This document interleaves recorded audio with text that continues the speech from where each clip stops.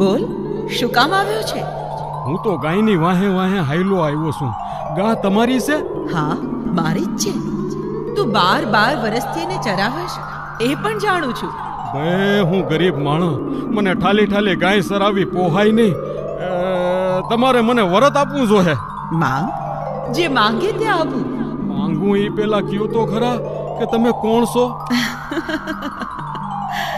હું મામડિયાની ખોડિયાર. બોલ દીકરા, માંગે તે આપું. ખમ્મા ખમ્મા માં ખોડિયાર, તમને ઘણી ખમ્મા. દર્શન કરી દૈન થયો.